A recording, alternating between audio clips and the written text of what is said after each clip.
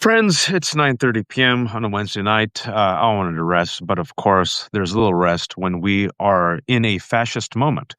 And for those who thought this was hyperbole, using words like fascism, authoritarianism, using analogies to Mussolini or Viktor Orban of Hungary or Russia, I'll give you what just happened tonight, where it was announced that Jimmy Kimmel, who hosts a popular late night show, he is off the air indefinitely. ABC News decided to cave yet again.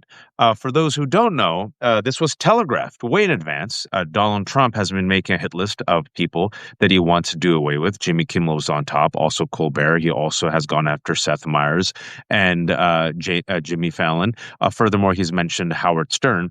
And basically on Monday, Jimmy Kimmel, responding to the national news of Charlie Kirk, he said the following. This was the pretext that ABC News used to let his show go off indefinitely. Quote, "We hit some new lows over the weekend, with the MAGA gang desperately trying to characterize this kid who murdered Charlie Kirk as anything other than one of them and doing everything they can to score political points from it." Well, if you don't like it, maybe have him apologize. What he also said, and what they're failing to mention, is he criticized the murder, thought it was abhorrent, said, it condemned political murder. As this happened, I want to remind you all that Brian Kilmeade, Fox News host, with his other colleagues, openly, and I mean openly, advocated murdering all homeless people. He still has a cushy job. The next day, he kind of apologized. FCC didn't say a word. Now, speaking about what's happening behind the scenes, if indeed they cared about, punishing inflammatory speech, Fox would be off the air. Newsmax would be off the air. I don't know, the entirety of right-wing media would be off the air. Brian Kilmeade would never, ever, ever, ever, ever work ever again for openly advocating for a genocidal policy against homeless people. Straight up said, kill all the homeless people, right? And his co-host didn't flinch because they probably agreed. And then the next day, they're like, oops, he went a bit too far. He apologized, still has his job. Now, what's happening behind the scenes? Well, the new FCC chairman, Brendan Carr, who is kissing up to Donald Trump, wants to be all up inside his rectum and replace Lindsey Graham and J.D. Vance and Ted Cruz. He essentially telegraphed on a right-wing podcast earlier today that they're going to go after Jimmy Kimmel. Whose podcast was he on? Benny Johnson. Who's Benny Johnson? The plagiarist who was fired from BuzzFeed. And then, along with Tim Pool, I have no hair. We know you have no hair. It's okay, Tim. We accept it. Was working for Tenet Media. David Rubles, also known as David Rubin, Tim Pool, and Benny Johnson were some of the right-wing podcasters who were getting money from Tenet Media, and Tenet Media allegedly was a front set up by Russia. They literally used Tenet Media to promote anti-American, pro-Russian talking points. And David Rubles and Benny Johnson and Tim Pool got paid very handsomely to promote these divisive messages, but they claim we had no idea. So congratulations, you were so stupid that you were patsies for Russia and promoting anti-American, pro-Russian talking points through Tenet Media. So on that channel, the new chairman of the FCC, Brendan Carr, this is according to the New York Times, assailed Jimmy Kimmel and suggested that his agency might take actions against ABC. How dare he? Frankly, when you see stuff like this, we can do this the easy way or the hard way, Mr. Carr told Benny Johnson. These companies can find ways to change conduct and take action, frankly, on Kimmel, or there's going to be additional work for the FCC ahead. Well, last month, folks, Trump predicted that Jimmy Kimmel would be fired. Oh, interesting. 5 weeks ago, he predicted Kimmy would be going because Kimmel, who would have thought? Jimmy Kimmel, I'm so old. I remember Jimmy Kimmel was on The Man Show. I never thought that Jimmy Kimmel would be, if you will, one of the most robust voices for empathy and against Donald Trump and mocking and ridiculing Donald Trump. But here you go. People change. So yes, exactly right, Sandra. Donald Trump might be an empath. Lo and behold, folks, Jimmy Kimmel, what he said was, I want to repeat what he said. We hit some new lows over the weekend with the MAGA gang desperately trying to characterize this kid who murdered Charlie Kirk as anything other than one of them. That's it. He alleged that the killer was a right-winger. Okay, so what?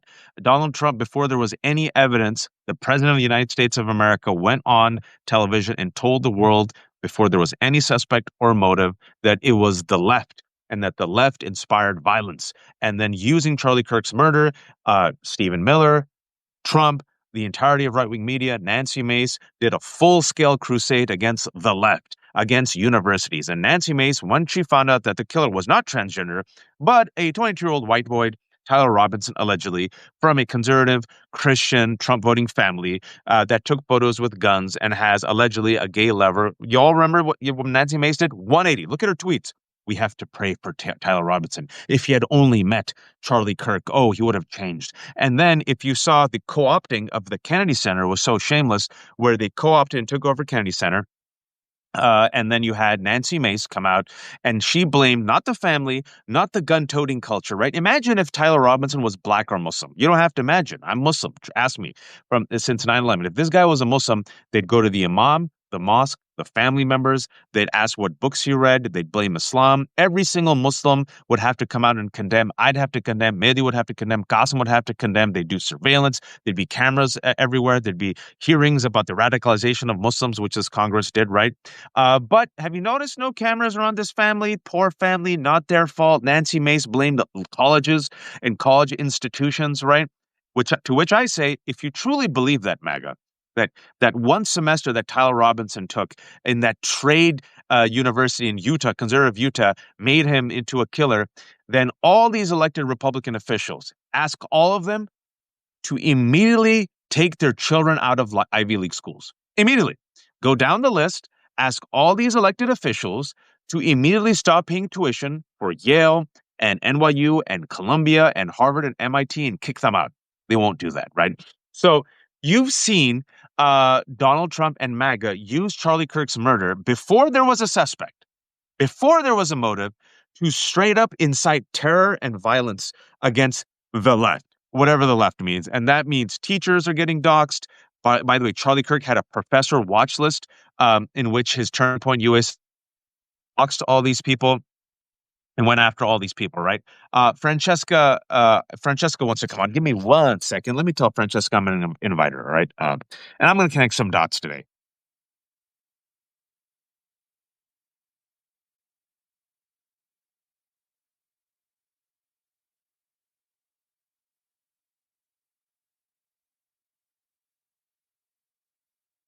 I hope you all can. But the Reichstag fire moment and McCarthyism, the names that I use, and the reason why I'm going to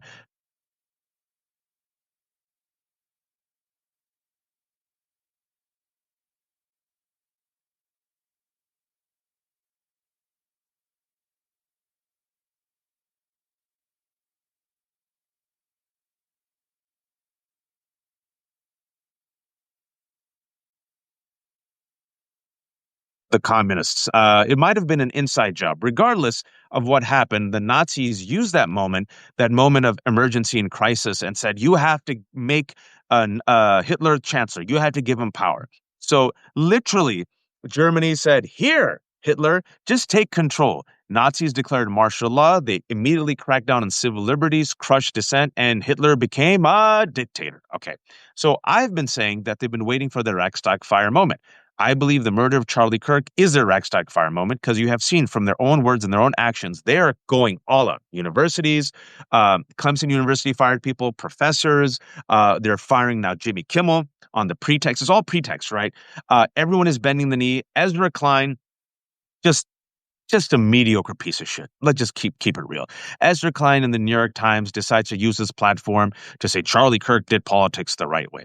And what my co-host Danielle and I, who's a black woman, have been saying on Dead Democracy-ish for years, for 10 years, is, oh, you whites in the establishment, you comfortable whites, you rich whites, you wealthy whites, you know, the ones who are saying Donald Trump, he's not a racist, he has a racial flare-up. Oh, it's economic anxiety, it's not cultural anxiety. Oh, let's do both sides. They're treating this as like a game. I worked at CNN for a year. I can tell you in the green room, they're all cushy, mushy with each other, partying with each other, going to each other's barbecues, going to the same golf clubs, synagogues, churches, right?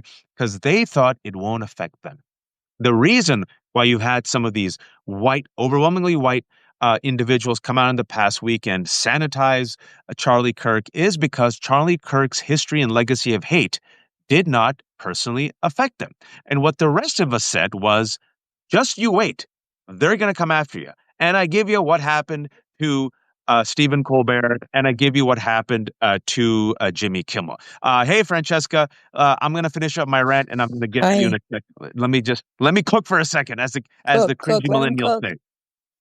So, folks, if you think you'd be safe, I give you the past week. Now, Francesca texted me a couple like an hour ago. She goes, "Hey, ABC wasn't the only one that bent the knee," and I at top of the head, I gave her the receipts. ABC folks, Disney, ABC, Disney, all the same company. ABC already paid off Donald Trump.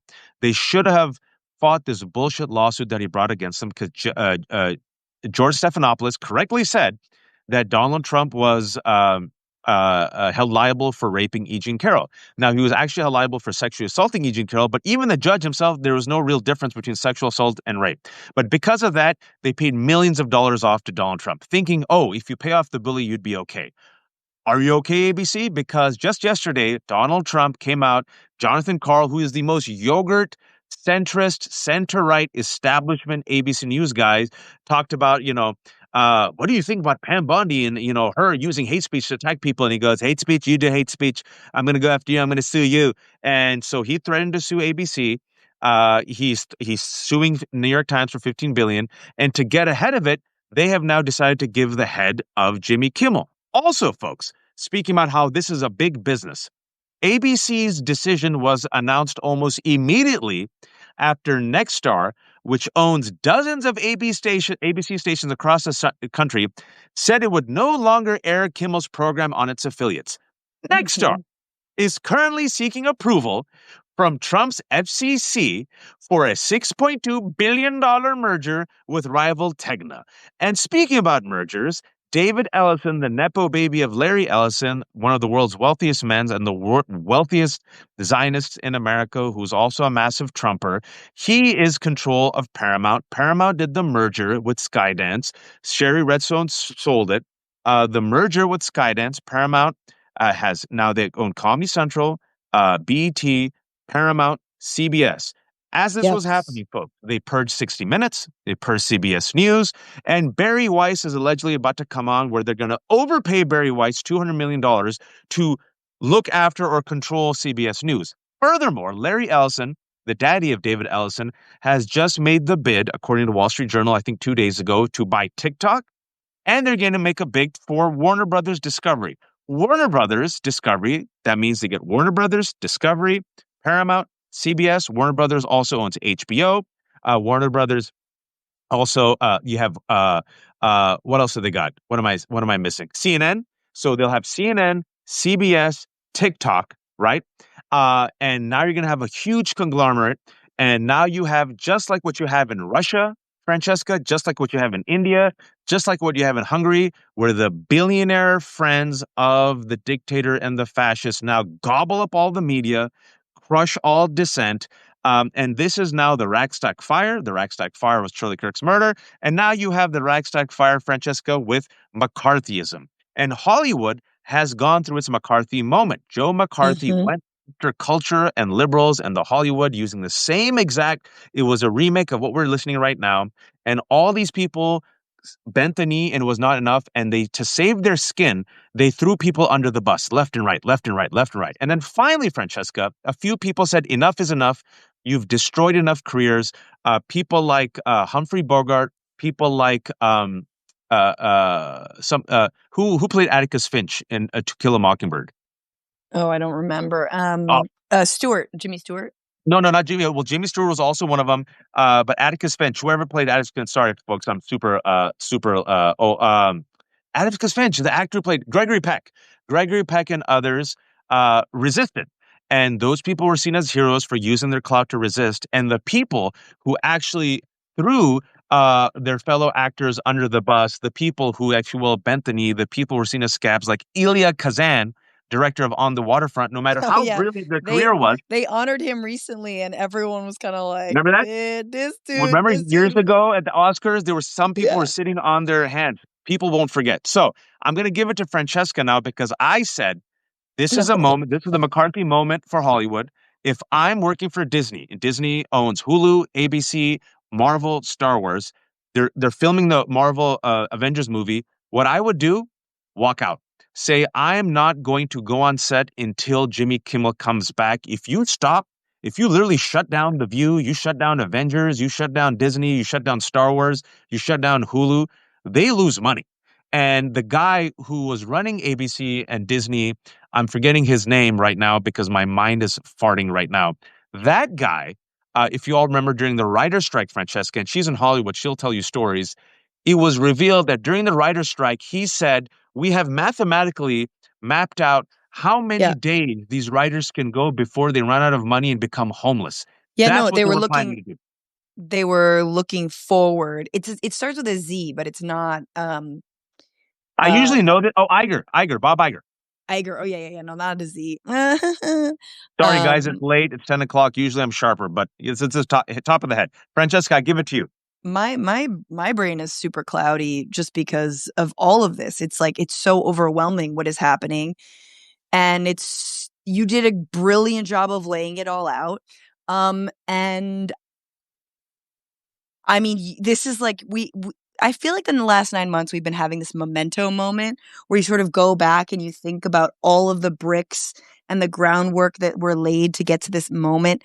Deregulating the FCC, deregulating media as it did under Clinton, right? Democrats have been part of this entire allowing of these conglomerates to merge and merge and merge. I mean, back in the day, in the 90s, I think SNL ran this sketch that they actually taught, they taught in my media studies class. That was like the Mediaopoly, and it was like making fun of the way that media mergers, just come together and whatnot. And they pulled that fucking sketch because it was making fun of NBC, which owned SNL, was on SNL. So what the point is that we are heading towards maybe not a one state media run apparatus, but if not a 2 or 3, elite owned media apparatuses, the kinds of media that we say are part of failed states everywhere.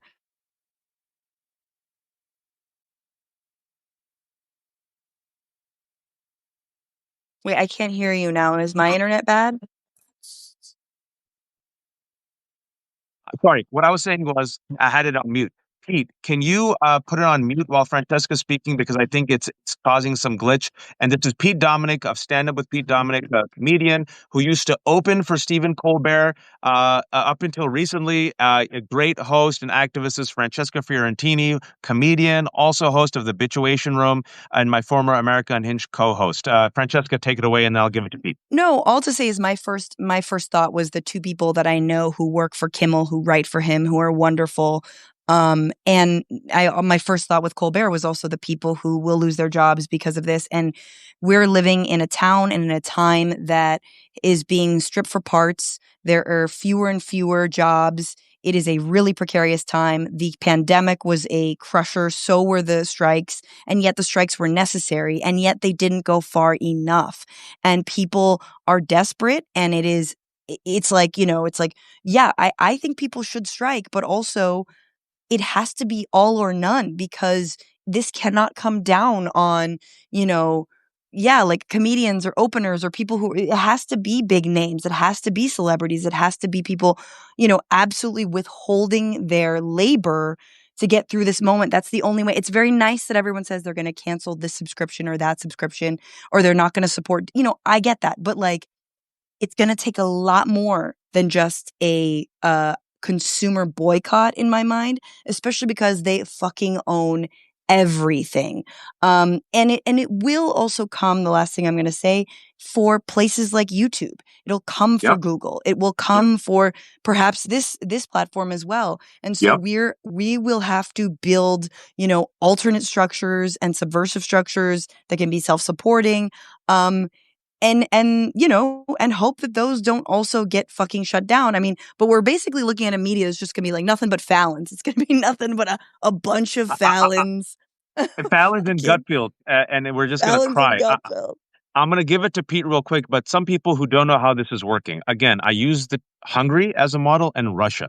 What Viktor Orban did, folks, in Hungary, which is no longer a democracy, it's single party rule, is once he got power, him and his allies purged the judiciary. You've seen what the right wing is doing here in this country. They purged the cultural institutions. In the first Trump administration, they didn't do that. They learned. They're doing it now in the second administration. They went after media personalities and educators, start purging universities. Now you see what's been happening in the past 8 months in the Trump administration. They're going after artists. And first it was the blacks and the gays and the Palestinians. And we kept saying, folks, pay attention. Pay attention, whites and everyone else. Fascists come for everyone. So they went after Stephen Colbert. They took his head, right? Now they got Kimmel. Donald Trump has already said today, I did this tweet without even realizing it. I said, Seth Meyers is next. Then they're going to go after Daily Show. And lo and behold, Pete and Francesca at 5 p.m., he said, Seth Meyers and Jimmy Fallon are next. And some people said to me, I hope he doesn't go after John Oliver. The way it works, just step back real quick. I'll give it to Pete in a second. The David Ellison, the Nepo baby of Larry Ellison, the billionaire. David Ellison, now, thanks to the merger, he runs Paramount. Paramount owns CBS, 60 Minutes. They own also Nickelodeon, Comedy Central. Who hosts the Daily Show? Comedy Central. So Daily Show, they're gone. All right. Now, Larry Ellison, the father, wants to buy TikTok. TikTok is a site of resistance. That's going to be gone. Now he wants to buy Warner Brothers Discovery. Warner Brothers also, in addition to having Warner Brothers and DC Comics, also owns HBO and CNN. Where's John Oliver? HBO. So now you have consolidation by the billionaires, the 1% for the rest, and they're all Putin's friends. And in this case, we have Fredo Putin in Donald Trump, and all of them are bending the knee. Pete, you used to open for Stephen Colbert. Talk to us, and you're a comedian, and you know these people. Yeah, it's great to be here with you, Waj. You did an excellent job setting us up. I'm a huge fan of Francesca, so I'm sorry to meet her Aw. this way officially, I think, but I gotta, she's also a hilarious comedian, and I mean, I gotta pick up what she said.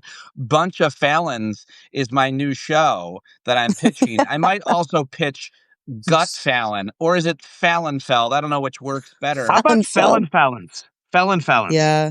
Listen, we white male comedians thought we were untouchable, but not necessarily, because what has happened, I mean, it's only white late night comedian, male, late night comedians anyway, but Well, Stephen Amber Ruffin got Colbert, canceled. Remember, Pete? Amber Ruffin was the White House Correspondents' comic, and they didn't like the fact that she criticized them. They got rid of Amber Muffin a couple months ago. yeah, I was coincidentally at her house the next night, and I was like, "What are all these flowers for?" And she just looked at me, and I was like, Oh my "Oh, your God. funeral." And but yeah, of course it's easier to cancel women and black and brown folks, but my question, and I want to know what you guys think, is Joe Rogan and Adam Carolla really good friends with Jimmy Kimmel? I don't think they've ever had any falling out. And what you guys are saying about, there needs to be solidarity in the comedy community. I mean, Rogan, I think he's going to speak out against this vehemently. I think you're seeing all my comedian friends are popping off on social media right now. I mean, we think comedy should be legal. We think that you should be fired As for. Elon said. As Yeah, Elon well, said. there you go. So what do what does Rogan do? What does Adam Carolla do? What do the right wing comedians do?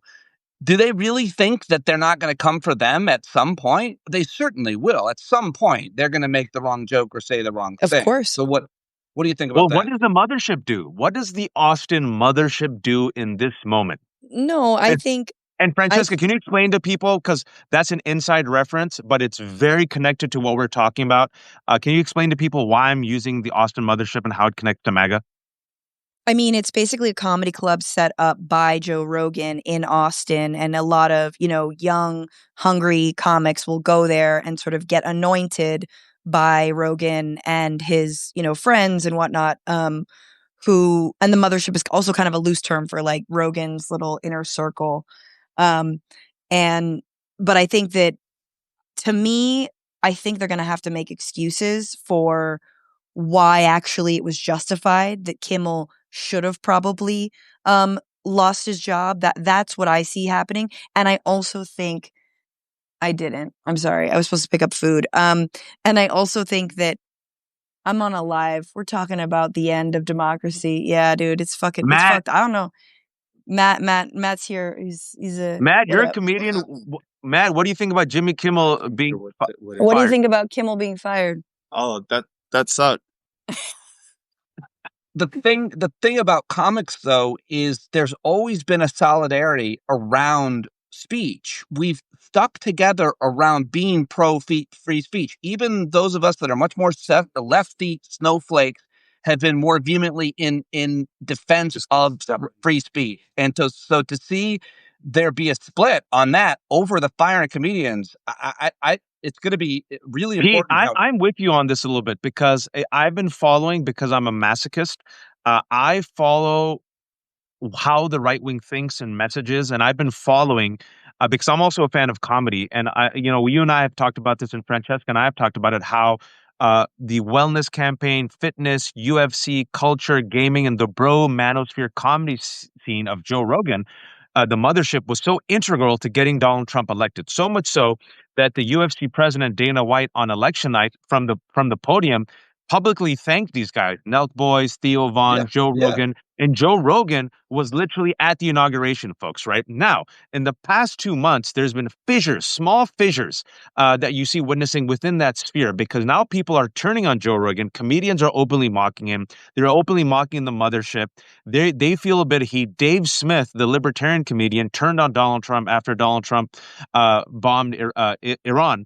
And Dave Smith got invited by Charlie Kirk, platform him. And and I've been doing this right now. I know Francesca's been following me. I've been watching Candace Owens the last 3 days. I never do, because Candace Owens has gone scorched earth. So now you see Candace Owens, Steve Bannon, Tucker Carlson, Cat Turd, because we live in the friggin' eighth circle of hell, all kind of going against Kash Patel and FBI and the Charlie Kirk narrative, promoting conspiracy theories. And what they were saying is that, Charlie Kirk's decision to platform Dave Smith at a Turning Point conference really pissed off Bill Ackman and pro-Israel donors. And according to Tucker Carlson and Candace Owens, and reporting by Max Blumenthal at Gray Zone, they said that Benjamin Netanyahu wanted to give Charlie Kirk like $150 million to be pro-Israel again, and they're also threatening him. So you're seeing fissures. You're getting. I mean, there's fissures. Here's what I just think that. Look, they're gonna ride it. These, the Andrew Schultzes, the Joe Rogans, Nelk Boys, whomever else, like, they're not done yet. And the real thing is, if they actually turn, then who fucking cares? The regime got what they wanted out of them. And so, whatever, bye. You know what I mean? What is going to happen, however, and what I care about actually, is culturally what happens to comedy. Because for so long, because 3 Black women and a trans person got a little bit of shine, and the Me Too movement happened, and that's where the solidarity with comedians fucking breaks down, when it's like, hey, maybe you shouldn't be a fucking predator. Then all of a sudden men in comedy were like, nah, we're going anti-woke now. And that really is sort of the backlash of comedy that we are currently living in. It's all irony pilled. It's all bullshit, right? And now we're seeing the end of that anti-woke thing as it has landed. It's not anti-establishment anymore. It's very much the establishment. And it lands with authoritarianism. It lands with, oh, you're subversive guy. Donald Trump is not subversive. He's the state. He is the person doing cancellations from the fucking White House. No matter what you say about trans comedians or Black women or women in general, we didn't have the power of the state to fucking cancel people, man. We maybe had the internet and some tweets, and even then, Louis still books. You know what I'm saying? This is the world we're living in. But I agree and think you made so many good points. Thank you. That's right. I'm not gonna. I don't mean to sound like I'm defending comedians, much less male comedians, because I left that world on because of them in many ways. But I'm talking about, you're never going to see solidarity around whether or not they should joke, certainly whether or not they should punch down. That we're not going to see. But in general, the idea that if you want to be an edgelord, you're going to be subversive. But if the state is not going to allow you to do that, I think that's a line. And maybe I'm naive and maybe I'm being too optimistic about artists and comedians and free speech advocates, but like free speech is pretty easy to understand. There's nothing wrong with firing somebody for some shit they say. The problem is if a company or institution fires somebody, when they think the government is going to do something to them. That's what's happening here. As Waj explained, these companies are firing people so that the government doesn't punish them, or more likely in these cases, it approves a merger or acquisition. Exactly. Not for something that they find offensive. And I think comics and artists in general are going to be really chilled by this firing, especially the Colbert thing. That went, I don't know. I don't know how they got away with that the way that they have. They shouldn't. But this is different, I feel like, as a result. It is different. And it is very, like, Sorry. it's also like he came from the Man Show. You know what I mean? There you Like, go. Kimmel is from the Man Show. You're right. He didn't really have a falling out with Adam Carolla, like, who's super right. And it really is about something that he said. And again, I hope that you're right. And what I mean more broadly is, even if there is solidarity, which I hope there is, I wish it was true, but look, Theo Vaughn sits down with Ivanka and Jared, who I know are like on the outs a little bit with the main Trump family, but these are people who have access to those in power. They were at Trump's inauguration. So what are you going to do? You going to be a fucking chicken shit little bitch and not like use that power? Or are you going to actually use your fucking connects and try to reverse this shit or like call them on their bullshit? My thing is, I think at the end of the day, Rogan's after that bag. They're all after the money and they don't care. You know, you are Spotify's cash cow and you're not going to turn your back on them. Like there will be a split of like who's going to fall in line with the regime or whichever oligarch to get that money and who will not. And so again, I guess I think we shouldn't grasp at them to be the way out of this is what I'm trying to say. Can I say something? Because I've been following this intently for a while because I've been curious to see the cracks and fissures. And I, for one, love the Ken Watanabe meme from Godzilla, "Let them fight." And I think what we're seeing are fissures. I agree with you that this is not going to be the end-all, be-all, but I think the fissures will emerge, Pete. I think the fissures have been emerging. I agree that these people at the end of the day are capitalists, and they are already feeling some of the heat. So I'll give you some examples, folks. Latino voters for Trump came out today. That huge surge that came from, gone. It's gone back to 2016 numbers. He lost it all in 8 months. The young people who came out, gone. He's underwater on economy. He's underwater on Epstein. There are fissures. You should watch these Isn't fissures. he below 50% with like white men too? Like, yeah, he's negative. He's the negative. He's double digits negative on the economy. He's negative on immigration. Why? Because of overreach. Now, with Candace Owens, she is a major player in conservative media. She's on a warpath. She does not believe Kash Patel. She does not believe the FBI, Donald Trump. And you're seeing fissures there. They've also radicalized their base with QAnon.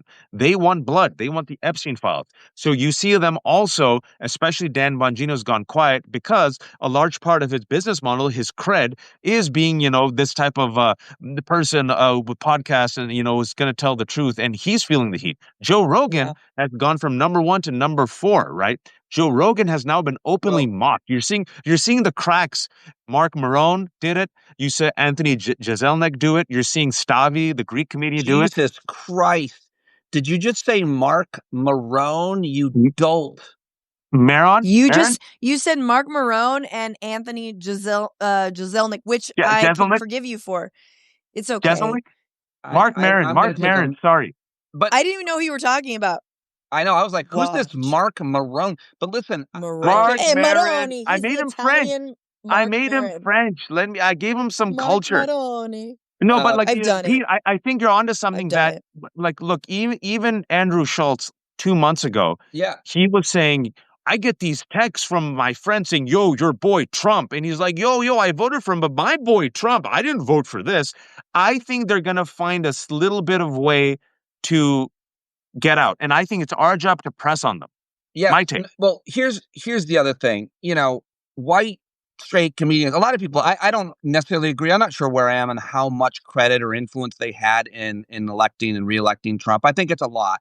But if white male comedians who love to punch down at the most vulnerable people, who Mark Maron has been really great at talking about recently, and I do see the tide turning on the conversation a little bit, but if they got us into it, it's possible that they need to be, I always think that it's the whites that need to get us out of it as well. And I think that one thing you might see in the coming days is a Rogan or any of these other, quote, independents who made millions kind of on their own without the support of a network, say things like corporate media's dying. These guys are going to be better off. Kimmel's better off. I don't like that they did it. But then, I'm worried that what you guys were talking about earlier, they come for the rest of the platforms. I'm wondering how they do that.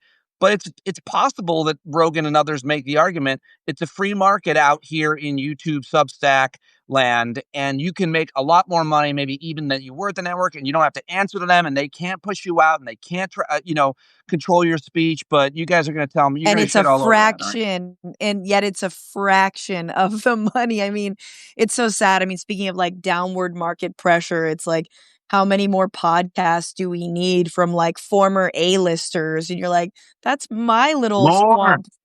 That's what I'm in. It's like Amy Poehler's got a podcast, and it's like, bless her, but like for real, like all of this is also about economics. It's also about, are you part of the 1% or are you part of the 99? And I think the reality is, so many of even A-listers, so many comedians, Colbert and Kimmel, you would say they're, hey, they got it made in the shade. They don't.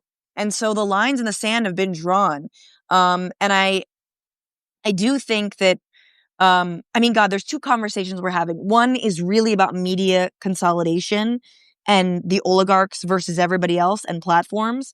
And one of it is about comedy. And I'm a little bit more hopeful about comedy, although I very much think people will be arrested on stage. Like, Pete, don't you feel like that's going to happen? Like, it will. We're going back to like Lenny Bruce, straight up. Like, I have no doubt people, as someone who does like Trump assassination jokes on stage, like I think it's more likely in certain states and cities than others. I would have a hard time seeing that in the comedy clubs in New York City because they would all shut down. And that would be bad for everybody. But maybe Kimmel, now this is his lane to run for governor of California as well. Hey. I mean, maybe these guys all need to run for office or do some kind of public service work to help save democracy as a result of losing their jobs, which, by the way, these shows were going to end anyway. All these network late night comedy shows were going to end anyway. I mean, you guys are funnier than any of these shows are by the time they air. You've made all the jokes already. And so it was going to happen and force, everybody to compete in independent land or on these other platforms. So it was inevitable, but it should never happen this way. And where does it happen next? I think that's the other conversation that we're having. How do they shut us down? I disagree with you, Francesca, in that they're not two separate conversations. I think they're very tied in the sense that Breitbart, who was the mentor for Andrew Breitbart, who was the mentor for Steve Bannon, once astutely said, and by the way, Breitbart was trained under Ariana Huffington, just to show you how incestuous this whole community is. He figured out that he said politics is downstream from culture. And Republicans figured this out 10 years ago through wellness, through Joe Rogan, through the bro comedy sphere, through games, through working out, through UFC. And I do think they don't have the numbers. And I think they've overreached. And I know they've overreached in pretty much everything. Even in this last week's Reichstag fire moment where they've used and abused Charlie Kirk's murder to crush everyone. Because yesterday, Tucker Carlson, of all people, called out Pam Bondi. Okay, and he said, what do you mean? You're going to crush free speech? No, we have free speech. This is what we do. do. And furthermore, then he used that to attack, Israel and Netanyahu and Charlie Kirk, standing up for free speech. And Megyn Kelly agreed with him and Candace Owens agreed with him, right? Because now they're challenging the official narrative of the government when it comes to Charlie Kirk and also support for Israel. So interestingly enough, folks, we might have an alliance of allies, these Venn diagrams kind of circling together, where at the end of the day, Francesca, I do agree with you that the color that trumps all other colors is the color green. It even trumps white. And I do think at the end of the day, once they see where the tide is turning, Donald Trump is old, the Epstein files ain't going away, the economy is going to go into shitter, growing rage and disinformation, especially against the billionaires, overreach in immigration, overreach with the National Guard, overreach with cracking down, making Charlie Kirk into a murderer. And also with Charlie Kirk, I think you saw this week, I think today, you saw a slight shift, because I've been getting death threats all last week. I've been telling you all. You've seen a slight shift because my wife, who's a normie, had no idea who Charlie Kirk was. And she's like, I thought he was like a saint because the way they treated him, I thought he must have been like saving children. And then she read about him. She goes, oh my God, this guy's a freak. And my mom said this also. So the more and more people are figuring out that Charlie Kirk like literally lived his life in hate and they're crushing us for Charlie Kirk, it's creating these divisions, Pete, that I do think if we had leadership and you had an economic boycott at this moment, and if you had some cultural leaders like you had during the House of Un-American Activities, like a Gregory Peck, a Humphrey Bogart, a Jimmy Stewart, and others, who said enough and spoke out. And like you all said, what people don't realize is Jimmy Kimmel has a lot of friends in Hollywood. People like him. Yeah, and I think it's really important if I mean, I know Colbert really well. I worked for him for 6 years, and like a lot of comedians, I mean, Francesca, especially men, the ego is so enormous that if you slap me down, if you tell me not to do a joke, I'm going to come for your family, and it's going to be ugly. And so these guys aren't going away quietly; they're going to cause a tremendous amount of noise and problems in ways, and I think that's important too, to give comedians credit. Look what the South Park boys are doing. They're they're not going anywhere. They're going to come back. I don't know if you would say stronger or louder, but the cuffs are off. The gloves are off for Colbert and for Jimmy Kimmel. Like they're not going to be undignified by Donald Trump and these guys, these fascists. Yeah. So I'm excited to see what they do next. I'm excited to see what the comedy community does as well. But stepping way back to earlier this week and all the threats that you guys have been getting, like, it's worth mentioning that the assassination of Charlie Kirk, what we were all wondering what it would do, what would happen. Would there be violence in the streets? Who knows? But what we definitely know has happened is hundreds, if not thousands of people have lost their jobs as a result of any comment they made. Yeah. Hundreds, if not thousands. Last night, the school board meeting in my town was crazy, going after one of the school board members who barely said anything. They're trying to fire him. He was elected.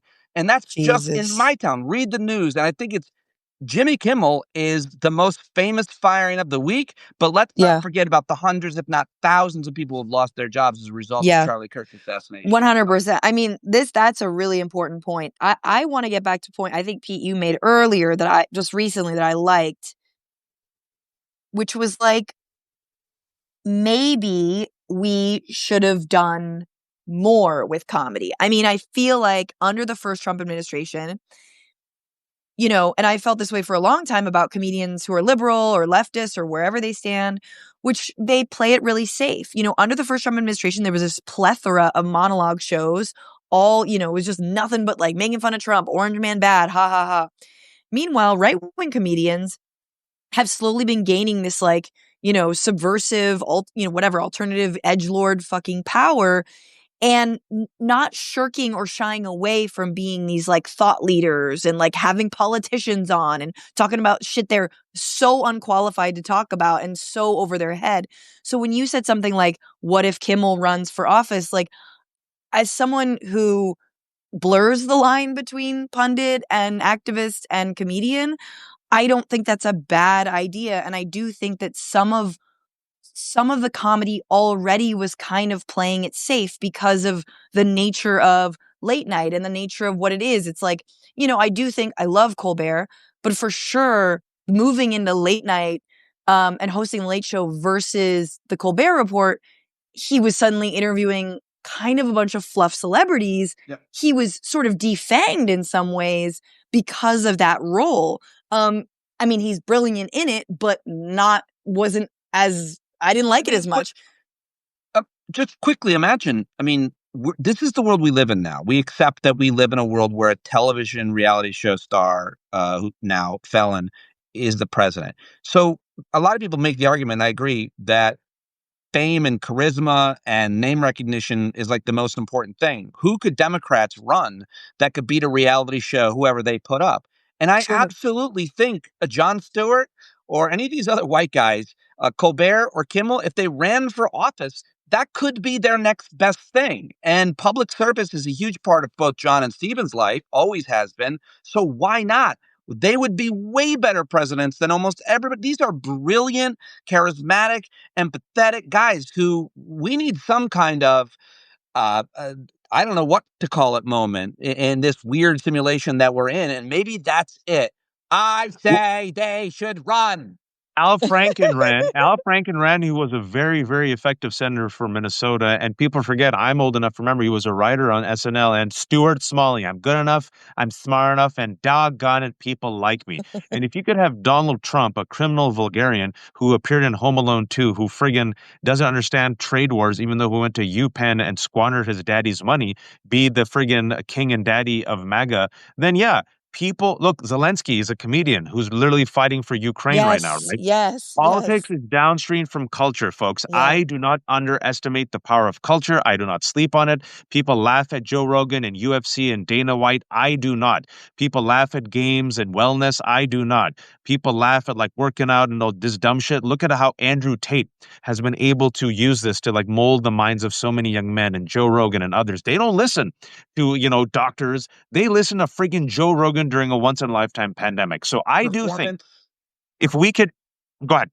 I mean, both of you know you're great performers here or wherever you go. You're great communicators. You don't talk this way entirely. Well, you do, Waj, when we're off, the air. But the performance is the thing. And these talented comedians are performers. I mean, if Joe Rogan ran tomorrow for any office, he'd probably win because he has 1 billion followers. And he's a performer. I mean, it's crazy that Donald Trump ever convinces anybody because he's such a bad performer, but he's still performing, obviously. Yeah. Arnold or Barker? And so are the effective congressmen who were today questioning Kash Patel. The ones that perform are great. Jerry Nadler, not so much. Yeah, I will never run for office. Thank you, Dan. I will never, ever run for office. My parents went to jail. I'm brown. I'm Muslim. I'm blunt. I won't take corporate money. I'll never get elected. That's why you're perfect. And if I ever do get elected, I'll be muzzled. So I'm never going to run. Pete should run. I do think Pete should run. I think he'd be very effective, first and foremost, locally.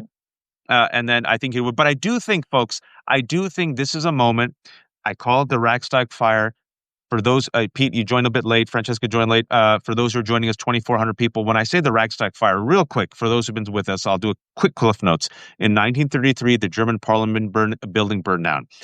They blamed and convicted one communist, but ever since then, both then and now, people say, the evidence was a bit shaky and it seemed like a type of a kangaroo court. And many people think that Nazis themselves did it. Why? They did it to consolidate power. See, emergency. And then Germany freaked out and they're like, Nazi party, Hitler, become chancellor. And then they declared martial law, cracked down on civil liberties, just like what you're witnessing the past week, cracked down on any dissidents, and Hitler became a dictator. And then you saw the emergence of the Reich, and Hitler said, I will rule for 1,000 years. He lasted 12 years and killed himself like a coward. But so much damage was done. Going back to a point that Francesca made, so much damage was done. So many people were killed. And this is the MAGA Reichstag fire moment. And this is also the McCarthy moment, right? This is new McCarthyism, MAGA McCarthyism. They're going after anyone for wrong thought, wrong speech, right? Jimmy Kimmel said something we didn't like, so we're going to use that as pretext. Also, wink, wink, there's going to be a merger involved, and we're going to also help Donald Trump, and we're going to placate him and bribe him and give him what he wants just so he lets the merger go through, much like CBS gave gave him $60 million to let the merger go through between Paramount and Skynet's. But you want Colbert? Here's Colbert. You want Kimmel? Here's Kimmel. And then Donald Trump earlier today, folks, at 5 p.m. said, next step are Jimmy Fallon and Seth Meyers. The good thing about South Park, and hats off to them, brilliant move. They signed the deal. They're guaranteed $1.5 billion. And once they signed it, they dropped their episodes, just destroying Donald Trump, right?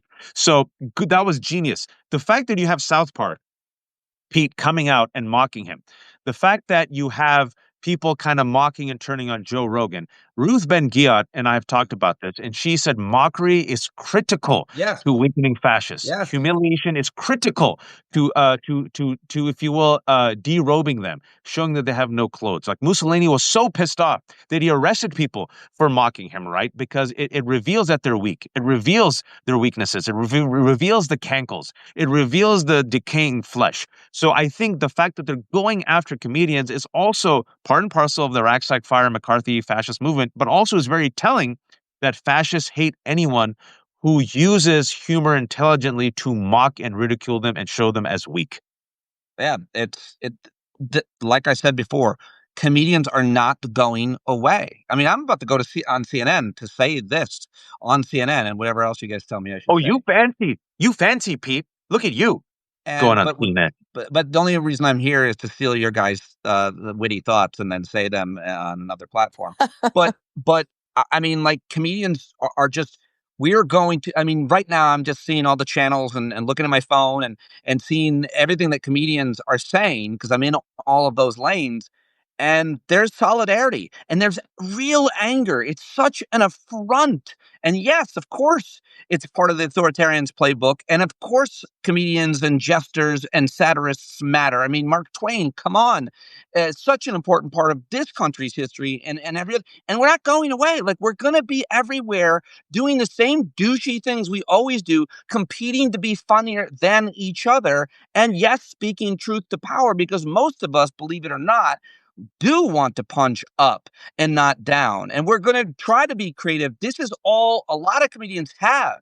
It's all they have is their wit, their banter, and their comedy. So wherever there can be a stage, you know what? Tonight, Colbert already taped before this news broke. Yeah. And they should throw whatever show they had in the garbage. He should go live, and he should have Jimmy Kimmel be his guest.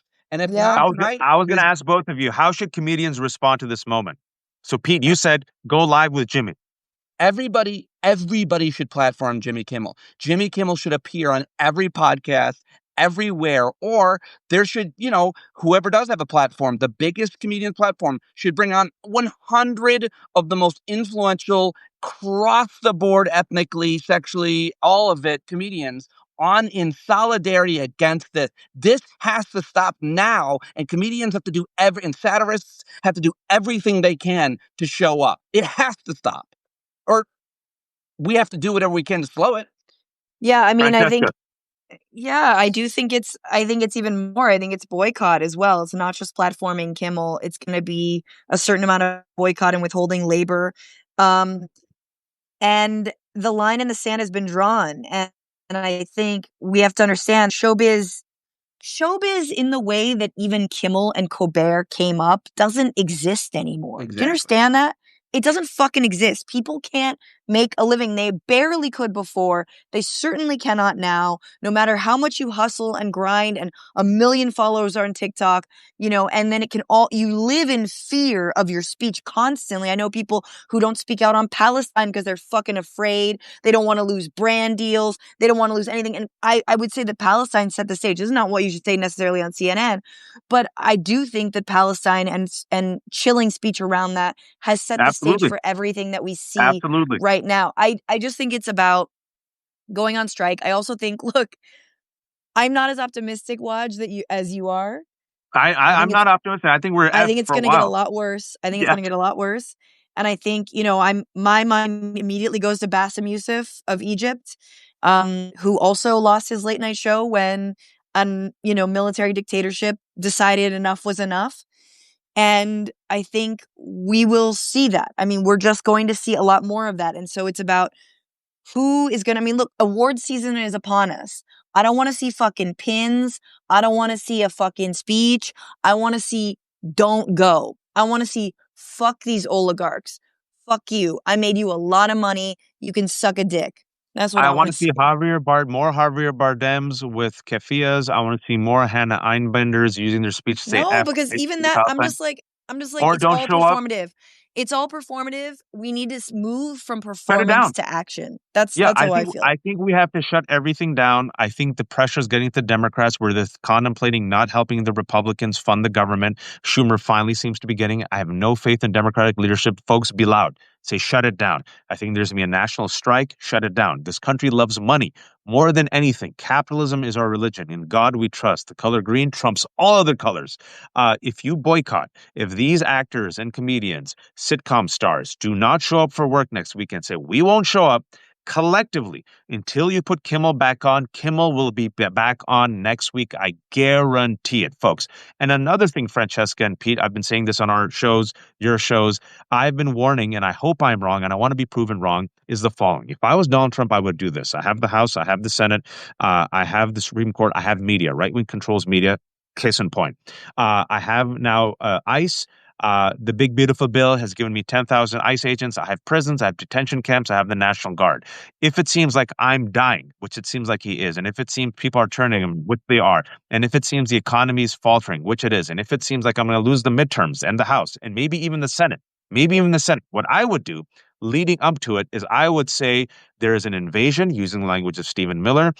There's dangerous elements. It's a threat.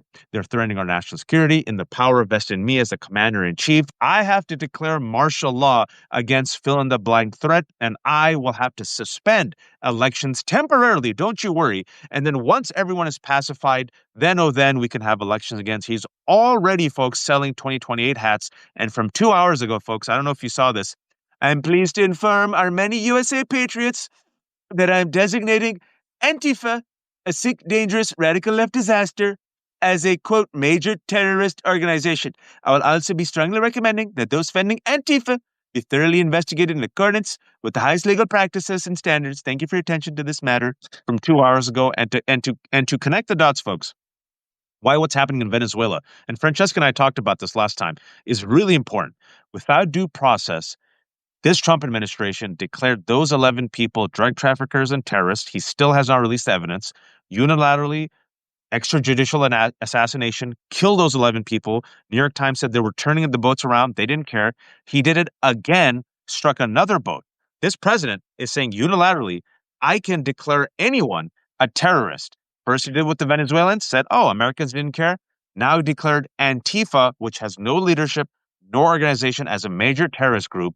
So anyone that And they there's link more. to Antifa, they can attack. And I think JD Vance has a new tweet out that's naming a bunch of organizations. There you go. Like U.S. Campaign for Palestine, which is basically the only pro-Palestine lobbying group on the Hill. Mi Gente, which is an incredible immigrant rights organization that I love. So I haven't looked at this tweet yet because I cannot figure out how to be on this not on my fucking phone. And I'm gonna peace out.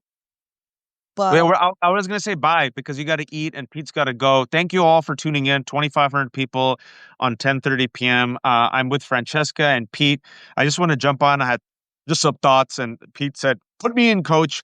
And I said, Francesca and I were texting, and I said, "Hey, you want to come on?" She said, "Sure." And she's starving, and her family's starving. She has babies. my family is starving. Final word to you, Francesca. Shamelessly promote yourself, and then to Pete. Francesca. Dude, while it's still legal, come see me at the Ice House on October 1st, baby. That's Wednesday.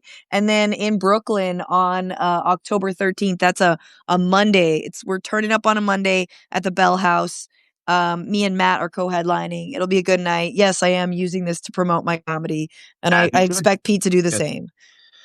I want to promote my daily show. It's my entire life. It's all I care about. It gives me tremendous purpose. We have an amazing community right now. I think the most important thing I can do that many of us can do is create a community around our work. And we have a beautiful community of people. So come on over to Stand Up with Pete Dominick. Find it everywhere. that you get anything and join us. And I hope both of you will join us soon. And it's been really great to be on here with Francesca. That's been a treat because I've been a big fan for a long time. It's the most hilarious thing is when you said that Waj was more optimistic than you. That really scared me. But that's, I know we're in big trouble. Thank you guys very much. I'll say the fine. Now we're just gonna argue. No. Do you want me to leak our text, Waj, where you're just like, we gotta just hunker down and train up and hold, I said, I'll tell Francesca openly. I told Danielle, also my co-host, I said, let the whites fight amongst themselves. The rest of us take care of our families, take care of our health, organize, thrive, let these people finally duke it out. Now whites realize what we've been warning, because an important point Francesca and others have made is when they came after undocumented, when he came after Palestinian activists, when he came after the El Salvadorans, and we kept saying, you aren't waking up. Fascists come for everyone. Now they're going after the powerful whites, and even the powerful whites ain't safe. So the thing is this, folks, I joke, we're all in it together. We have to organize. And what I will say was this, and I'll end on this on the hopeful note, is our job is the following: is if there's a comet coming in the sky, my job is to tell you there's a comet coming in the sky. My job is not to lie to you, not to say to put your head in the sand. Now, the way you deal with this defines character. This defines whether you're hopeful or not. Other people are apathetic. Some people become nihilistic. Other people say, it won't affect me. Or other people just, take care of themselves. My job, and this is my take, is to do everything within my power to knock that comet out of the sky and to protect as many people as I can with whatever time and privileges that I have. So that to me is a hopeful stance, while at the same time going eyes wide open and looking at the threat. When I say that I believe he's a fascist who will declare martial law, he's not leaving, I trust the evidence of my eyes and ears. When I've been saying for months they will use a Reichstag fire moment to go after civil liberties, I give you the past week. When I say corporate America for years will lay out the red carpet for fascism, I give you literally today. So this is not me being a cynic. I think this is me being a pragmatist. But the question is, now what?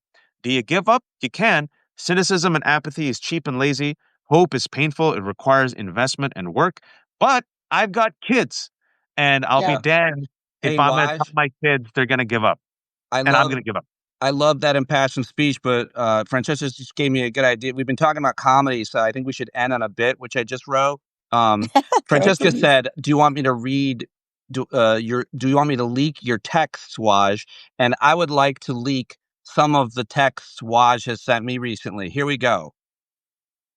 Hey, only prayed 3 times a day today, thinking about weed. What do you say? Wow, that shocked me. I was really surprised. Here's another one.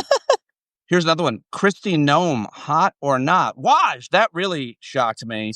And finally, I think Glenn Kirshner is the most attractive of all the whites. Sorry, Pete. Oh, and here's one. Wow. Here comes a comet. He just texted me.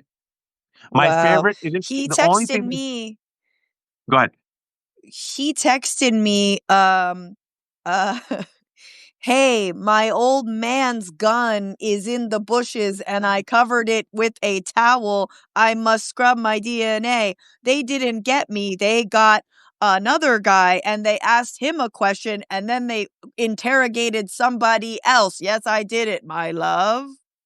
Thank you. I was waiting to see if she added my love, and she did. So that was a correct text that I sent Francesca, I swear. And I also talked about, where I parked my car and the clothes that I changed. And yeah, I said all that and my motives. Remember when I was engraving those bullets, my love? That was all word for word. I was engraving those bullets, my love. I mean, I'm not 22, but Francesca, you're hip, you're cool. Do the kids use the word vehicle? By the way, I hate that I came up with a pretty good bit and Francesca made it way funnier. That bothered the shit. No. Well, I mean, the one, it was all fake news, what Pete said, but he said one thing true is I did say out of all the bald whites, the sexiest is Glenn Kirshner. And Pete is, at best, will be a silver medal bald white. You said I'm a 6. I'll take it. Yeah, I said of all the bald whites, you're a 6. Be grateful for what you can get.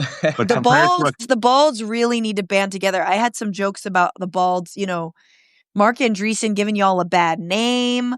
These fucking psycho balds, these oligarch bald. There needs to be a whole like revolution of balds. Good fucking. And he has the weirdest revolutionary effing balds. bald cone head. Like Mark Anderson. It's an abomination. It's like pointy. Like Pete Dominick is like a smooth scrotum. It's like looks That's delicious and fresh. It looks like very fertile. He has the most fertile bald head I've seen. So you much should be cum in canceled. there. There's so much cum in his head. We are going to be canceled. All right, folks. right. Francesca, promote yourself. I did. No, again, Bitchuation Room. Bitchuation Room podcast, frannyfio.substack.com. Go watch my video about why the right loves The Lord of the Rings and gets it all wrong and doesn't understand it. It's quite deep. It's a great piece that Francesca did, and it literally dovetails from our conversation about how the right has co-opted culture and also misunderstands culture. And if you all don't know, Wait, this Randy Weingarten's book has just come out, Why Fascists Fear Teachers. I would love to get her on. She's fantastic. And Pete's show is Stand Up with Pete Dominick. There's 2,600 people watching. We break down Francesca and Pete, in addition to being fantastic commentators and activists, are also comedians.